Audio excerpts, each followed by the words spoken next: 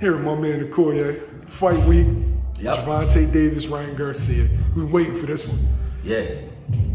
I just said before, like the last video we did, I think we talked about it, man. And I was watching Garcia fight Campbell, the dude that dropped him. I just wanted to see what type of heart he had. I was rewatching just to see what type of fight he had.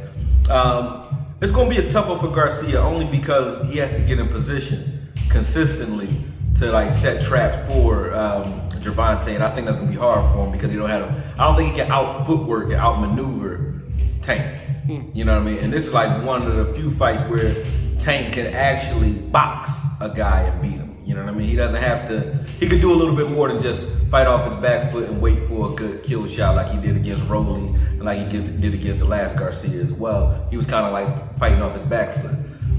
Ryan's gonna give him opportunities to come forward a lot more, so he have a lot more options in regards to his offense. And I think that's just, you know, if you give Tank more options, that's just dangerous for you. And Ryan's footwork, I think that the only way to give Tank problems, I think you have to be a bully style fighter, sort of like a Roley, but just don't make those mistakes, or have better footwork and better boxing IQ than he does. And I think on both of those points, I think Ryan loses. He does have great hand speed, and his punch is that left hook, but setting up a left hook against a southpaw is a lot harder than people think unless you are training for it. And that's why I said those traps are going to be harder to do due to the fact that I think to trap him, you need to go to your right. You need to be able to walk and circle to your right, set up by leading with your right hand and coming back with that left hook and getting good leverage on it. And I don't know if Garcia is going to be able to do it because I didn't see him do it against Campbell. He was kind of coming, that's how he got caught. He was kind of coming straight in and standing right in front of the guy. And when you want to set up that left hook, which is a mean left hook, quick one, you need to get off to your right. And unless he's training on that right now, and he could be, you never know. I think it's going to be a long night for him. And I got him. You know, it's either going to be a tough 12 where he loses a UD, or he's out of here in the championship rounds. You pick one. Anytime after 8 rounds, I think it'll be enough damage done where Tank can get him out of here. Tank is on record saying he's going to take him in late waters. We'll take him into deep waters and drown him, right? Yeah. Is Ryan's best bet to come out on Tank early and try to get him out of here fast?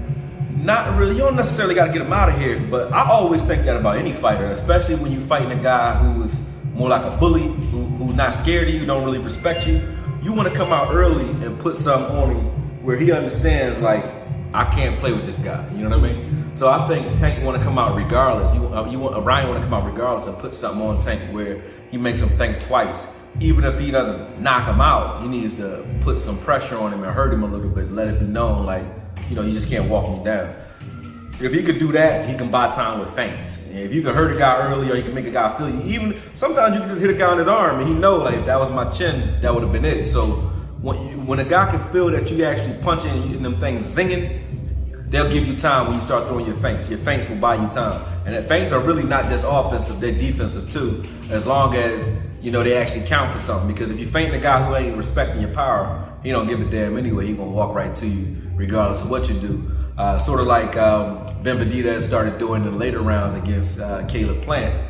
He knew Caleb was like debilitated after that headbutt. He was bleeding. He wasn't really throwing with the same authority. He just started walking right through anything. So the feints were no longer buying Caleb the time that they were buying him in those earlier rounds, where he would feint and then Benvedita would be looking for either a body shot or something to the head. He'll stop in his tracks. He wasn't stopping no more after 8. He just kept coming. See what I'm saying? So same thing. If a guy's not respecting your power, feints ain't gonna do nothing. But if you can establish some power and they respect what's coming at them, you can feint all night, and that can buy you time against anybody.